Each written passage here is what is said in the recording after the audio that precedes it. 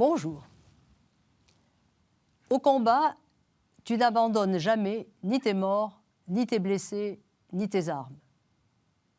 7e et dernier article du Code d'honneur qui sert de référence aux membres de la Légion étrangère.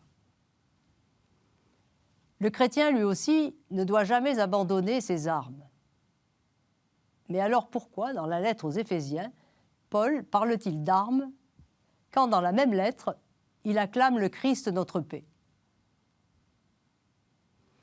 Le Christ est la paix, oui. La vie chrétienne, pourtant, ne coule pas de source. Elle s'affronte à des ennemis redoutables.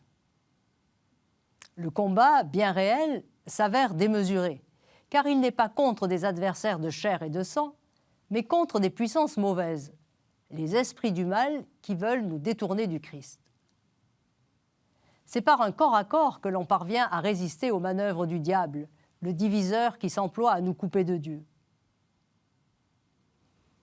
Ce combat pour la vie contre la mort, contre le péché qui détruit l'homme, est une lutte sans merci qui exige le discernement et des armes spéciales. Lesquelles? L'équipement décrit par Paul semble correspondre à celui du fantassin de l'armée romaine. Apparence seulement.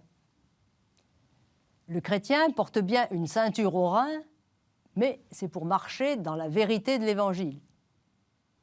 Il revêt une cuirasse, mais c'est celle de la justice, car la justice de Dieu nous ajuste à lui au point de nous préserver du mal.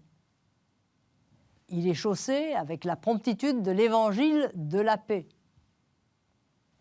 En effet, face à des puissances qui s'opposent à la réconciliation de l'humanité et de l'univers opérée par le Christ, le croyant doit se battre pour annoncer la seule bonne nouvelle qui offre la véritable paix. Parce que le croyant est toujours confronté au risque, il porte une arme défensive, un bouclier. Là encore, il s'agit d'une image. Le bouclier n'est pas en métal. Il n'en est pas moins efficace, car c'est celui de la foi. Ainsi, parce que le chrétien s'en remet totalement à Dieu, il peut tenir devant les traits enflammés que sont les objections faites à la foi.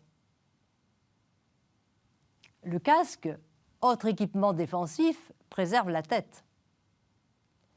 Casque du salut, il garde sain et sauf. Il n'est rien d'autre que la résurrection qui nous arrache à la mort. Enfin, l'épée, arme offensive par excellence, emblématique du soldat romain, est celle de l'esprit, assimilée à la parole de Dieu, qui ne transperce pas les corps, mais pénètre jusqu'au point de division de l'âme et de l'esprit, selon la lettre aux Hébreux. On l'a compris, le chrétien est armé, et il ne peut abandonner de telles armes.